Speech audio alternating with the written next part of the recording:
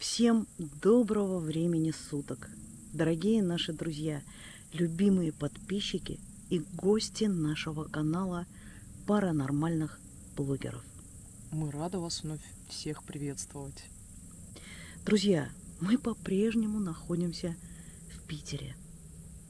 И сегодня мы приехали на одно очень мистическое и страшное на самом-то деле место.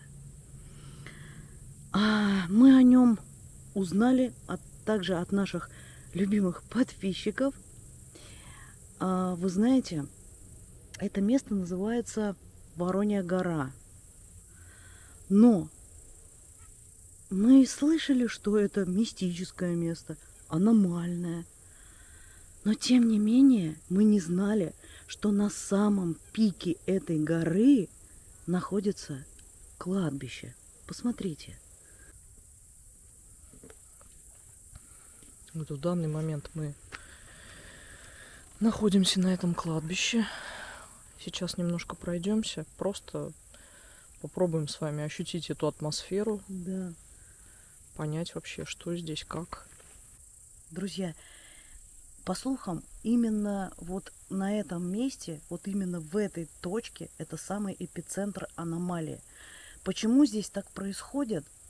Более подробно я сейчас расскажу вам закадрово, но суть в том, что почему здесь происходит эта аномалия.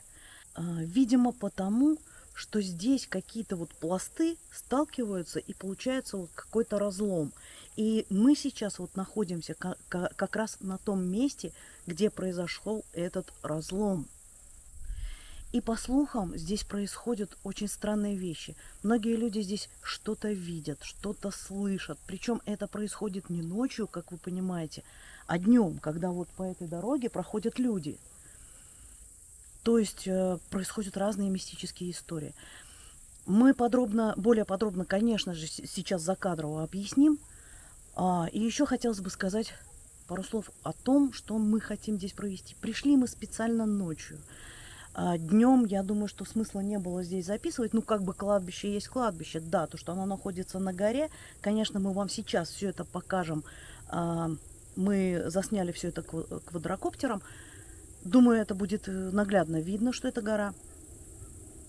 Мы планируем сегодня провести некие эксперименты. Это, конечно же, запишем тишину. И также, я думаю, поставим ночную камеру. И это будет очень интересно посмотреть, что же она сможет здесь запечатлеть.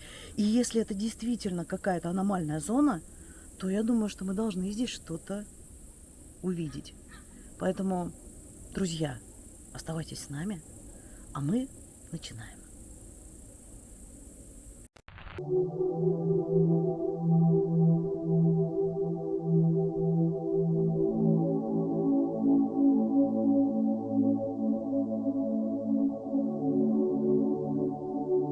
На Невском надписи пестрели.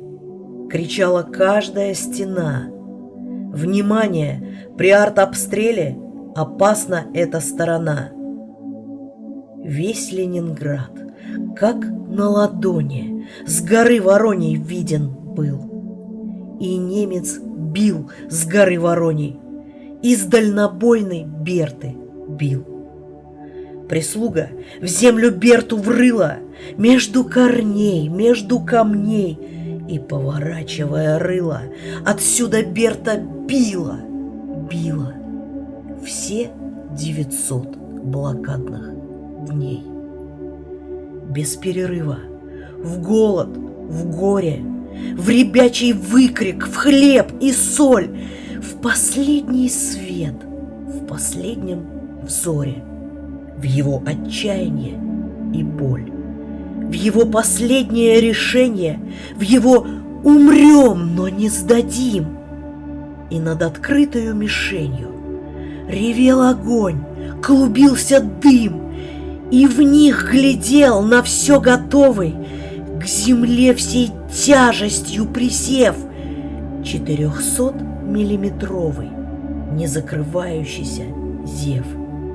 Огонь и смерть вставала кругом над местом, где упал снаряд.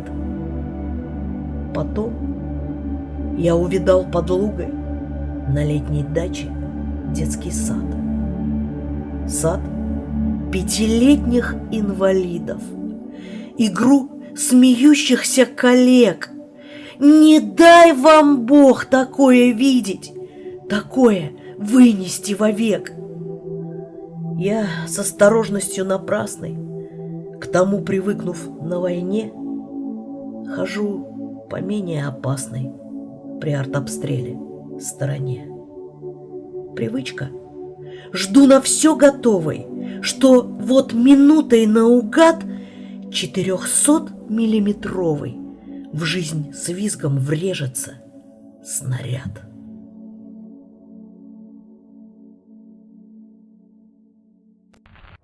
Доброго времени суток, дорогие наши друзья, любимые подписчики и гости канала Паранормальных блогеров.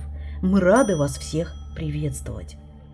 Сегодня мы с вами продолжим наше мистическое путешествие по загадочным местам Петербурга. И в этот раз посетим очень необычное и аномальное кладбище. Оно находится в таком значимом для ленинградцев месте, как Красное Село. Само кладбище стоит на Вороньей горе, и с ним связано очень много интересных и таинственных историй. Некоторые из них мы вам сейчас поведаем. Итак, Красное Село, а именно его исторический Можайский район, находится у подножия двух гор. Южной Ореховой, высота которой 147 метров, и Северной Вороньей горы, высотой 176 метров. Сегодня их разделяет глубокая ложбина, по которой проходит городская улица. А в XVIII веке они были едины и именовались Дударовой горой. Восточнее Орехового холма располагается третья возвышенность Киргоф. Совокупность Киргофа, Ореховой и Вороньей горы – Дудерговские высоты, широко известные по ожесточенным боям с фашистскими оккупантами в годы войны. В сентябре 1941 года немцы стремительно подступали к Ленинграду. Для входа в город им оставалось только уничтожить защиту Дудерговских и примыкающих к ним Пулковских высот. На Вороньей горе в Красном Селе насмерть стояла батарея А. Это специальное артиллерийское формирование. Личный состав – моряки Балтийского флота. Орудия батареи сняты с «Авроры» 9 пушек и подняты на вершину горы. За Воронью гору, имеющую господствующую высоту, на подступах к городу, куда яростно рвались фашисты, шел жестокий бой. Ведь с вершины холма можно было разглядеть даже Исаакиевский собор. Батарея вступила в бой 6 сентября. Моряки успешно отражали удары противника. Но 11 сентября весь личный состав погиб. Враг занял высоту, но нашел здесь только тела бойцов и уничтоженные орудия с «Авроры». До 1944 года Воронья гора находилась в руках у немцев. Здесь был организован наблюдательный пункт. Отсюда также велась корректировка огня во время бомбежки Ленинграда. Красносельско-Ропшинская операция, в результате которой враг был отброшен от Ленинграда, а также были освобождены многие города Ленинградской области, проходила в январе 1944 года. Одной из основных задач в ходе этой операции было освобождение Красного Села и уничтожение наблюдательного пункта на вершине горы. Ожесточенные бои за ключевые опорные пункты продолжались несколько дней. 19 января немцы были выбиты с этой территории. Ленинград был полностью освобожден от блокады. Друзья, на одном сайте, который мы обязательно выложим в описании под этим видео, есть очень интересная статья «Воронья гора. Пушки Авроры и Антонина. Неопубликованные записи об одном бое за Ленинград». Советуем вам ее почитать, ведь история – это память, а память бесценна. Но мы, в свою очередь, хотим выделить пару рассказов из воспоминаний очевидцев, которые были опубликованы в этой статье. Николай Некрасов. Чтобы прокормиться, люди копали на заброшенных полях мерзлую картошку. Во время одного из картофельных походов я остановился около противоположного рва на южной окраине поселка. И вдруг сквозь ветви увидел ствол дальнобойного орудия. Разбитое, искореженное взрывом, оно стояло в специально вырытом укрытии. Рядом с пушкой темнела куча золы. Я раскопал ее и обнаружил побуревшую латунную бляху от морского ремня. Потом я познакомился со стариком, жившим поблизости. Тот видел, как гитлеровцы сожгли тяжело раненых моряков. Александра Медведева. Я все лето 1941 года работала на окопах. В бригаде было около 40 женщин. Мы рыли окопы от Киргофа до Кавелахта, и эту пушку мы вместе с моряками маскировали. Моряков я знала почти всех в лицо. До самого последнего дня, пока не начался бой, мы были с ними. Угощали они нас нередко обедом и бывало говорили: «Если придет враг, защищаться будем вместе с вами». А когда фашистские бомбардировщики прилетели, люди побежали прятаться. Побежала и я. Как долго прятались мы, не помню, но вдруг сквозь пальбу и грохот слышим: батарейцы поют «Интернационал». Я сразу же хотела бежать к ним, но какие-то две женщины меня не пустили. А потом все-таки я вырвалась и побежала. В тот момент немецкий снаряд угодил в стену, и я упала под лестницу, оглушенная. Дальше ничего не помню, потеряла сознание. А потом мы ходили посмотреть на погибших. Сожженные моряки лежали у пушки. Недалеко от домика заметила труп убитого командира. Девушка-сандружинница тоже была застрелена. Волосы у нее были вырваны и выбиты зубы. Вот такие жуткие истории рассказывают очевидцы. Но в этой статье есть и еще более страшные рассказы. Если будет вам интересно, можете пройти по ссылке и почитать. А мы продолжаем. И приступим к мистической и загадочной стороне этого места. В 70-е, 80-е годы в СССР проводилась мелиорация земель. Тогда в окрестностях Дудерговских высот все сравняли бульдозерами. Землю перепахали. Огромные священные для местных финнов гранитные валуны, которые приволокли сюда из Скандинавии ледники, взорвали. Сохранился акт, из которого следует, что 11 сентября 1983 года при производстве земляных работ в районе деревни Редселя бульдозерист Мартынов обнаружил металл, штыри, артиллерийские снаряды, артиллерийский дворик, срубленный из бревен, а в 15 метрах от него в воронке останки 5 моряков. Никому не пришло в голову сохранить, сделать здесь мемориал. Останки перезахоронили, станину со штырями просто оттащили в сторону и бросили. Все остальное разровняли. А вот эта история с моряками имеет продолжение, и оно поистине мистическое. Местные люди до сих пор знают и помнят, что во время войны на Вороньей горе было убито снарядом 5 моряков. Они ждали подкрепления, так как немец нещадно напирал, а у них заканчивалось все – люди, силы, боеприпасы. Но, увы, подкрепление прийти не успело. И вот именно их тела и нашли в 80-х годах. А местные жители неоднократно встречали грязного, чумазого и странного парня в тельняшке, который ходил в поисках своей батареи и спрашивал у людей: «А где наши?» Есть и еще одна легенда, которая идет аж с 17 века. До основания Петербурга эти места были довольно плотно заселены ингерманландскими финнами.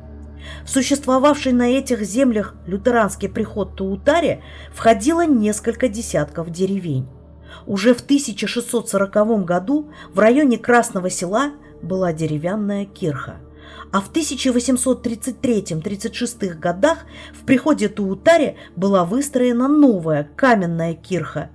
Для новой кирхи выбрали новое место на вершине горы, тогда же получив название Кирхов, что означает «церковный двор». Перед самой войной кирха была закрыта. В 1941 году кирха Туутаре 2 месяца служила пунктом корректировки огня батареи.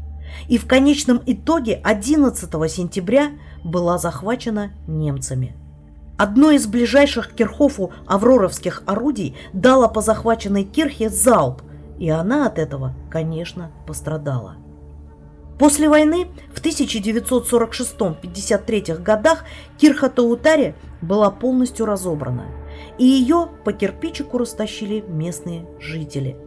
А на фундаменте самой кирхи и на остатках ингерманландского кладбища в 1998 году была размещена верхняя станция подъемника горнолыжного курорта Туутаре парк.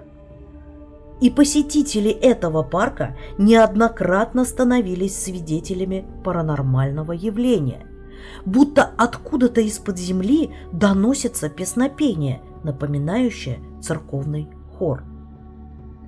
И, конечно же, друзья, мы не можем не упомянуть о неком разломе тектонических плит в этом месте.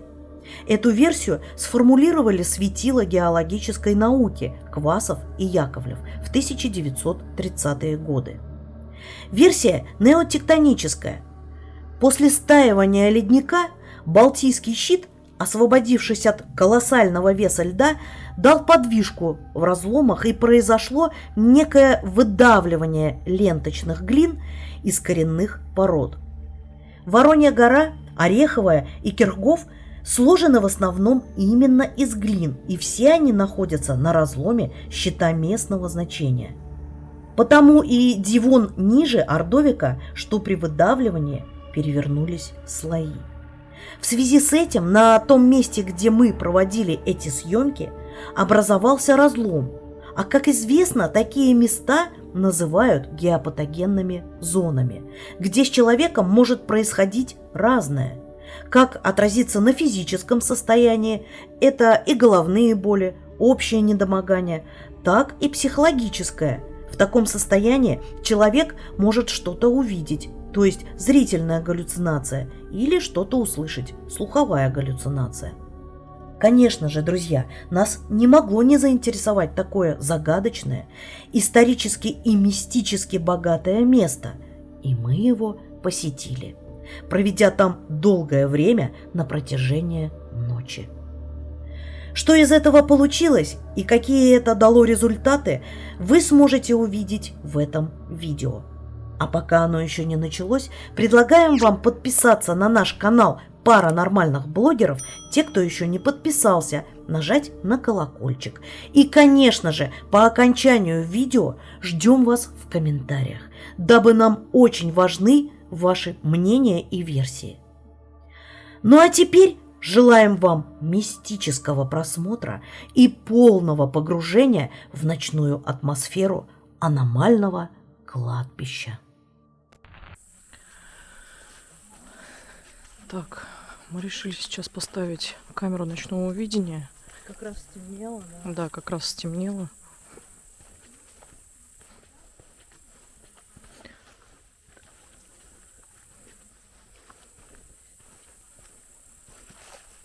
Друзья, если что, прислушивайтесь к звукам. Мы не будем много говорить и комментировать. Можно немножко постоять, буквально минуты 2. Давай.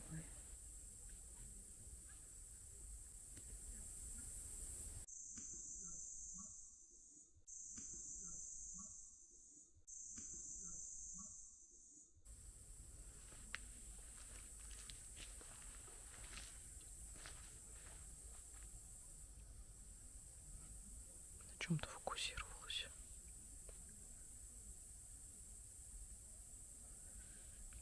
Смотри, здесь ребеночек похоронен. Где? Вот. Скорее всего, видишь? А что это такое вообще? Мне кажется, это могилка. Может, просто елку так оградили, чтобы ее не стоптали? Не знаю. Может быть. А, ну да, может быть. Скорее всего, да. Просто елку.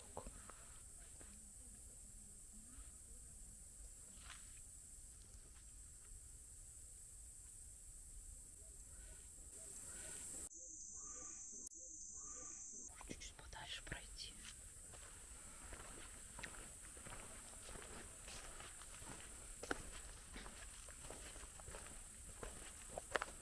В принципе, можно где-нибудь и здесь поставить. Можно. Здесь даже по ощущениям, кстати, холоднее. Ну вот. Ну здесь низина немножко. Давай здесь остановимся. Поснимаем.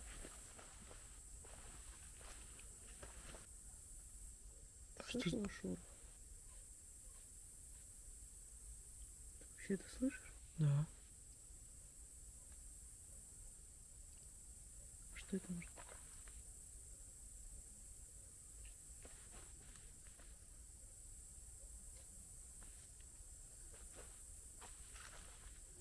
Что это вообще происходит?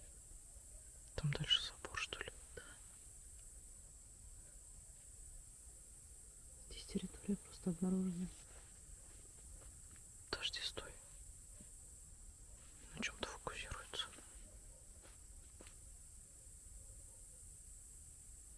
Что это вообще такое было? Вот. Мне кажется, животное.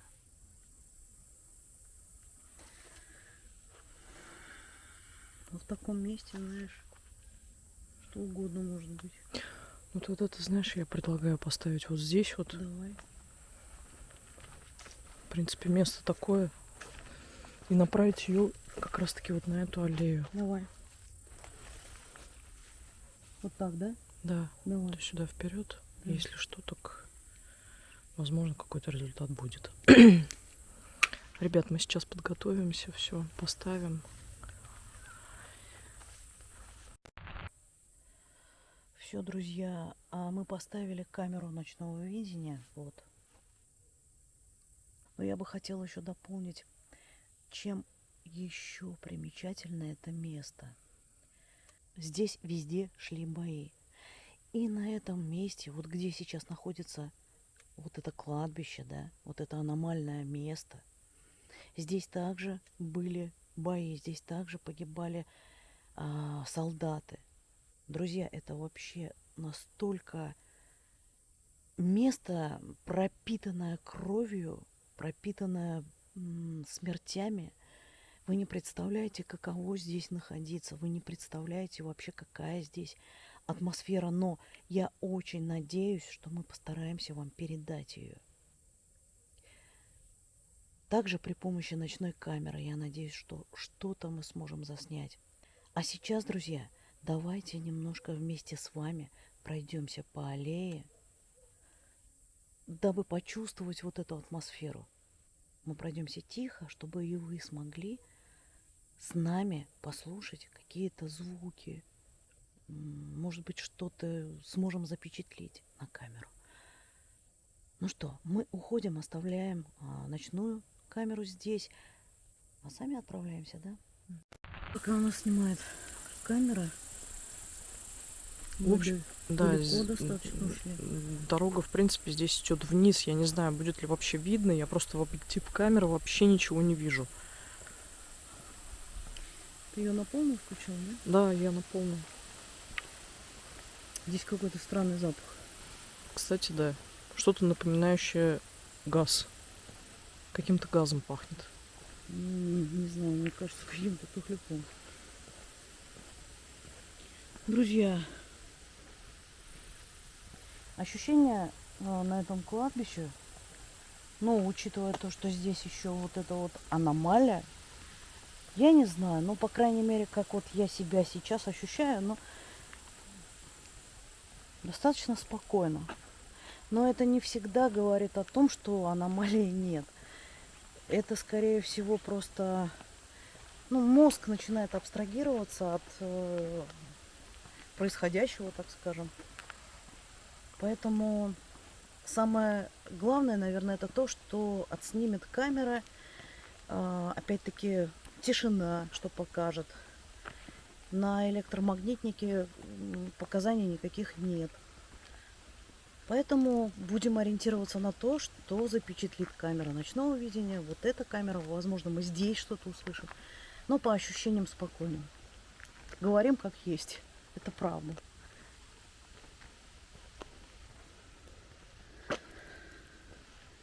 Здесь много животных, кстати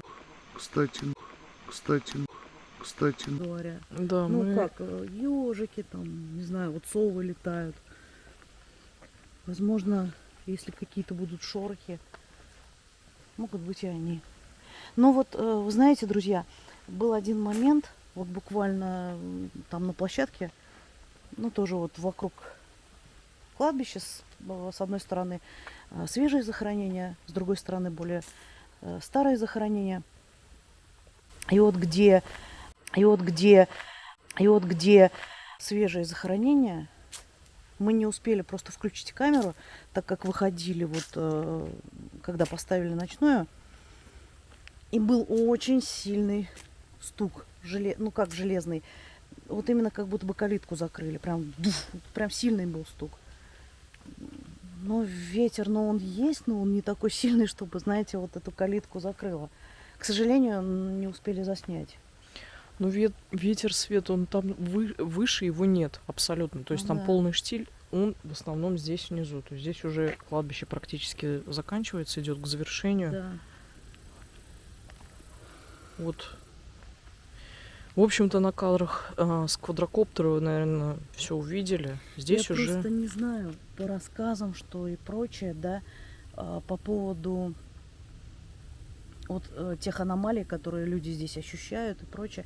Возможно, это просто какие-то чувства. Ну, есть же люди, которые ощущают более остро, более восприимчиво, да, вот так вот к этому достаточно всему. чувствительно. Ну да.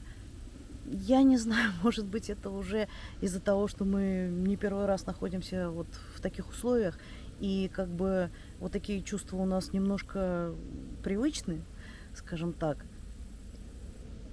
Поэтому вот увидеть своим глазом мы можем, точнее, мы не увидим, скорее всего. А вот на камере и прочих каких-то, да, на каком-то оборудовании это возможно увидеть.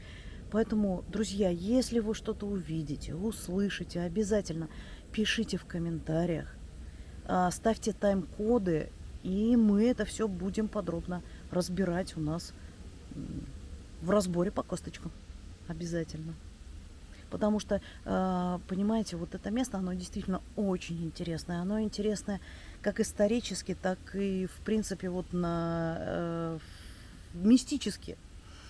Здесь столько умирало людей. Друзья, ну это действительно вот такое место. Мы долго до него добирались. Нас оно очень заинтересовало. Нас оно очень заинтересовало. Оно находится просто вот, ну вы не представляете, как сюда добираться, какая здесь дорога на самом деле. Но мы все-таки приехали сюда, потому что оно очень интересное. И здесь никто еще не был, никто. Но о нем мало кто слышал. Поэтому Не заснять его было, но невозможно. Ну что, друзья, наверное, потихоньку будем возвращаться обратно, потому как камера у нас стоит там уже далеко, мы достаточно от нее ушли. Ну и будем надеяться, что она хоть что-то засняла. Ну что, пойдемте?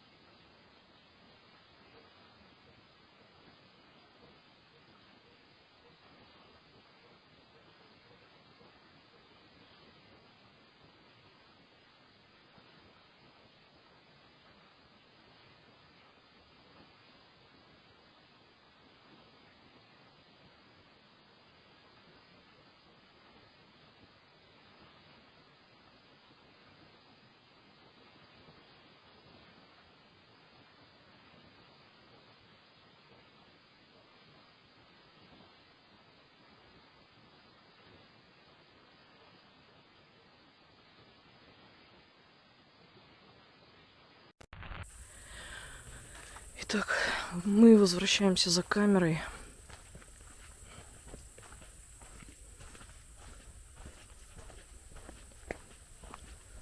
Сюда? Нет. Дальше. Честно сказать, я даже вообще не знаю, сколько прошло, но, наверное, больше получаса, да?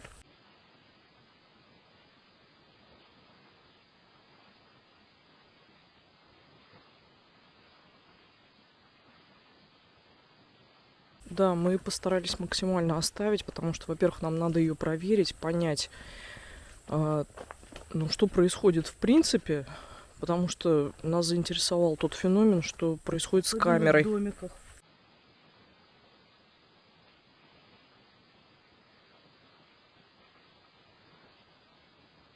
Да. Ну, друзья, в домиках, как мы уже, наверное, и сказали, вот конкретно то место было оккупировано. И там был геноцид. Там убивали просто детей, просто взрослых людей. Там столько было погребено, и они по сей день там. И, конечно же, там может быть вот это все, вот это вот страшное происходить. Ну, в общем, это тема другого выпуска. Вы ее либо уже увидели, либо увидите. Я не знаю, в каком там мы порядке это все пустим. Но тем не менее, смотрите, это будет интересно. Ну а сейчас что? Наверное, мы дальше пойдем. Сделаем. Где скрипнула калитка, да? Не скрипнула, точнее, а вот ударила. Вот этот вот железный был звук. Мгм. Вот. Мы сейчас туда дойдем и поставим там диктофон. Нет, это камера Ну да. срабатывает. И поставим там диктофон. Пусть немножко он запишет тишину. И, соответственно, все, что мы разберем, надеюсь, что что-то будет. Все вы это услышите и увидите в конце выпуска. И, конечно же, мы пофотографировали, сделали снимки. Они тоже достаточно интересные, поэтому все будет, друзья. Продолжаем смотреть. Вот шли-шли и нашли ежика. Мы пошли ставить. Ну да, конечно. Вот такая прелесть. Ну, стой, ну подожди. И за листик спрятался. Вот такая прелесть. Да. Ну беги, беги, малыш. Беги. Так, ты помнишь место? Так. В общем, по ощущениям... Вот это место. Друзья, вот здесь боковым зрением что-то промелькнуло. И мы хотим здесь поставить диктофон.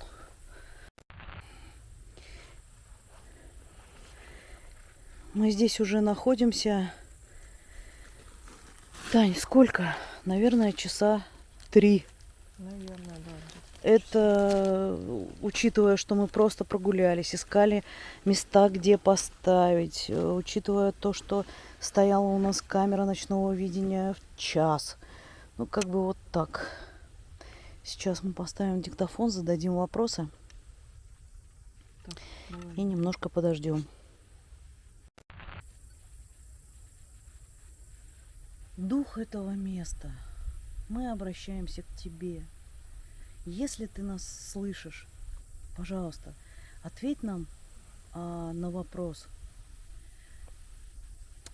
Говорят, что здесь произошел вот такой вот разлом, да? Ты можешь сказать, есть ли, существует ли здесь некая аномалия? Смотри. Тоже садится батарейка, да. Садится батарейка. Но у меня тоже, да. Не знаю почему. Как-то... Ну, может быть, потому что мы здесь ходим 3 часа. Возможно. Друзья, в общем, давайте сначала, да? Дух этого места, пожалуйста, ответь нам на вопрос. Так как говорят, что здесь произошел разлом, и мы находимся в геопатогенной зоне, какие аномалии здесь происходили? Что вообще здесь могут видеть люди? Вообще, что здесь происходит? Были ли какие-то трагические случаи? Дух этого места, ты можешь нам рассказать о чем-то, дать какие-то интересные ну, скажем так, фразы, по которым можно будет разобрать и понять, что здесь происходило. Еще можно задать такой вопрос. Если кто-то проявит себя, Мгм. пожалуйста, назови свое имя. Да. И расскажи, что тебя беспокоит. Мы ос-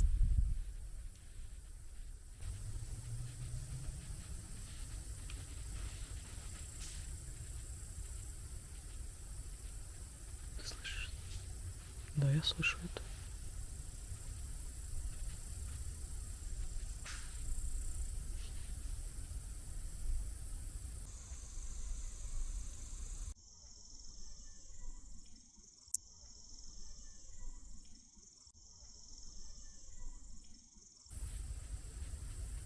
Что это?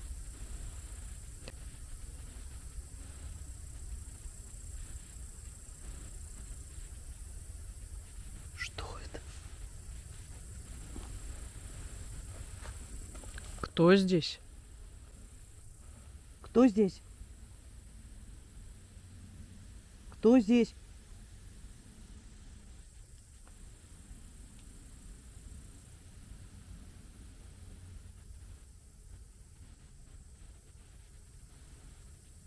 Что это было-то?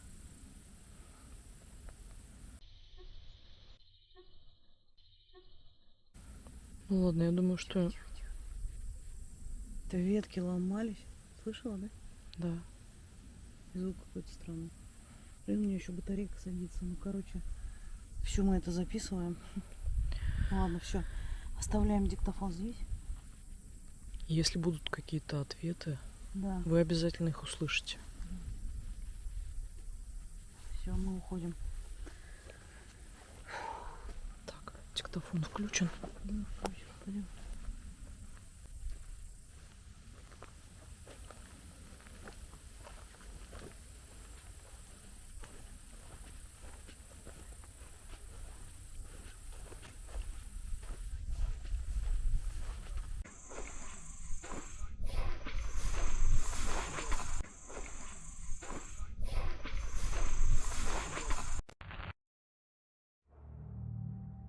Друзья, прежде чем вы услышите, что же нам удалось разобрать на ФЭК, мы хотим, чтобы вы послушали тишину в оригинальном звучании без какой-либо обработки. Так как оригинал показался нам тоже весьма интересным и достойным вашего внимания. И да, огромная просьба. Давайте не будем обвинять бедного ежика во всех стуках, шагах, голосах, дыхании и в других звуках, а также не стоит сразу все происходящее сваливать на прочих божьих тварей. Давайте просто внимательно послушаем и постараемся сделать логические и адекватные предположения. А для этого не забудьте надеть хорошие наушники, закрыть глаза и представить всю картину происходящего. Возможно, при таком погружении в атмосферу звуков с ночного кладбища вам придут очень интересные и близкие к реальности версии. Мы выложим не все 15 минут записи тишины, а только интересные моменты. Друзья, о всех своих предположениях пишите в комментариях под этим видео, а также переходите по ссылке в наш чат на телеграм-канале, которая находится также в описании ниже. А теперь сосредоточились, слушаем.